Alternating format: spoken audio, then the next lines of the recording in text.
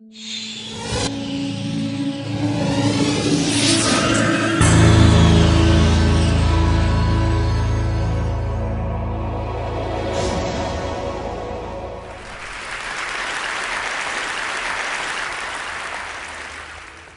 afternoon. There's a medical revolution happening all around us, and it's one that's going to help us conquer some of society's most dreaded conditions, including cancer. And the revolution is called angiogenesis, and it's based on the process that our bodies use to grow blood vessels. So why should we care about blood vessels? Well, the human body is literally packed with them, 60,000 miles worth in a typical adult. End to end, that would form a line that would circle the Earth twice. The smallest blood vessels are called capillaries. We've got 19 billion of them in our bodies. And these are the vessels of life. And as I'll show you, they can also be the vessels of death. Now, the remarkable thing about blood vessels is that they have this ability to adapt to whatever environment they're growing in. For example, in the liver, they form channels to detoxify the blood. In the lung, they line air sacs for gas exchange. In muscle, they corkscrew so that muscles can contract without cutting off circulation. And in nerves, they course along like power lines, keeping those nerves alive. And we get most of these blood vessels when we're actually still in the womb. And what that means is that as adults, blood vessels don't normally grow, except in a few special circumstances. In women, blood vessels grow every month to build the lining of the uterus. During pregnancy, they form the placenta, which connects mom and baby. And after injury, blood vessels actually have to grow under the scab in order to heal a wound. And this is actually what it looks like, hundreds of blood vessels all growing towards the center of the wound. So the body has the ability to regulate the amount of blood vessels that are present at any given time. And it does this through an elaborate and elegant system of checks and balances, stimulators and inhibitors of angiogenesis, such that when we need a brief burst of blood vessels, the body can do this by releasing stimulators, proteins called angiogenic factors, that act as natural fertilizer and stimulate new blood vessels to sprout. And when those excess vessels are no longer needed, the body prunes them back to baseline using naturally occurring inhibitors of angiogenesis. Now, there are other situations where we start beneath the baseline and we need to grow more blood vessels just to get back to normal levels, for example, after an injury. And the body can do that too, but only to that normal level, that set point. But what we now know is that for a number of diseases, there are defects in the system where the body can't prune back extra blood vessels or can't grow enough new ones in the right place at the right time. And in these situations, angiogenesis is out of balance. And when angiogenesis is out of balance, a myriad of diseases result. For example, insufficient angiogenesis, not enough blood vessels, leads to wounds that don't heal, heart attacks, legs without circulation, death from stroke, nerve damage. And on the other hand, excessive angiogenesis, too many blood vessels, drives disease. And we see this in cancer, blindness, arthritis, obesity, Alzheimer's disease. In total, there are more than 70 major diseases affecting more than 1 billion people worldwide that all look on the surface to be different from one another, but all actually share abnormal angiogenesis as their common denominator. And this realization is allowing us to reconceptualize the way that we actually approach these diseases by controlling angiogenesis. Now, I'm going to focus on cancer because angiogenesis is a hallmark of cancer, every type of cancer. So here we go.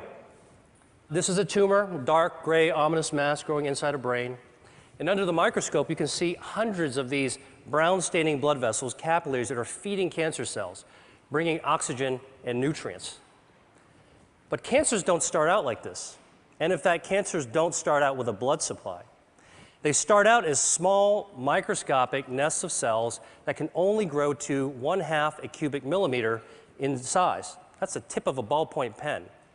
Then they can't get any larger because they don't have a blood supply, so they don't have enough oxygen or nutrients.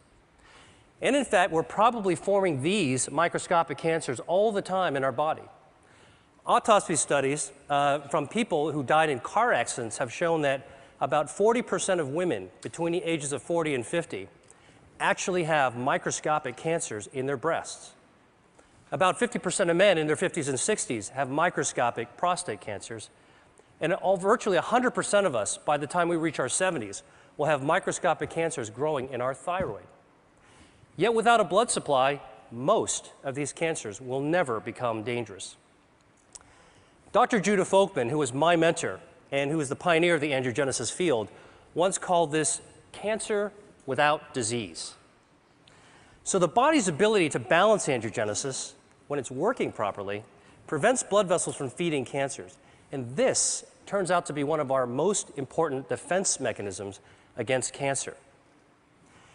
In fact, if you actually block angiogenesis and prevent blood vessels from ever reaching cancer cells, tumors simply can't grow up. But once angiogenesis occurs, cancers can grow exponentially. And this is actually how a cancer goes from being harmless to deadly. Cancer cells mutate, and they gain the ability to release lots of those angiogenic factors, natural fertilizer, that tip the balance in favor of blood vessels invading the cancer. And once those vessels invade the cancer, it can expand, it can invade local tissues, and the same vessels that are feeding tumors allow cancer cells to exit into the circulation as metastases. And unfortunately, this late stage of cancer is the one at which it's most likely to be diagnosed, when angiogenesis is already turned on and cancer cells are growing like wild. So, if angiogenesis is a tipping point between a harmless cancer and a harmful one, then one major part of the angiogenesis revolution is a new approach to treating cancer by cutting off the blood supply.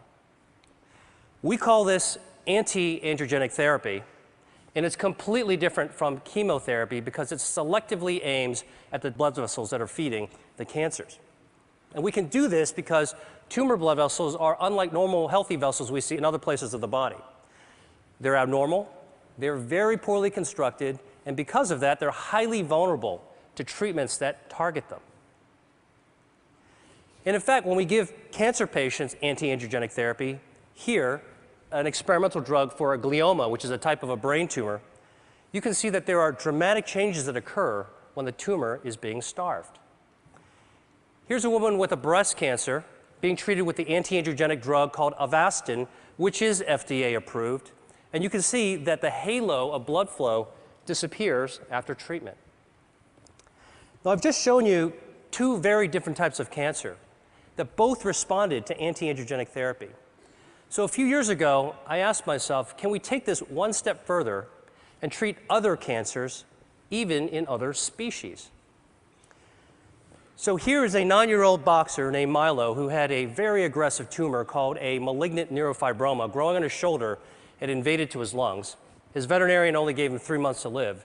So we created a cocktail of anti-angiogenic drugs that could be mixed into his dog food, as well as an anti-angiogenic cream that could be applied on the surface of the tumor. And within a few weeks of treatment, we were able to slow down that cancer's growth such that we were ultimately able to extend Milo's survival to 6 times what the veterinarian had initially predicted, all with a very good quality of life. And we've subsequently treated more than 600 dogs. We have about a 60% response rate and improved survival for these pets that were about to be euthanized. So let me show you a couple of even more interesting examples.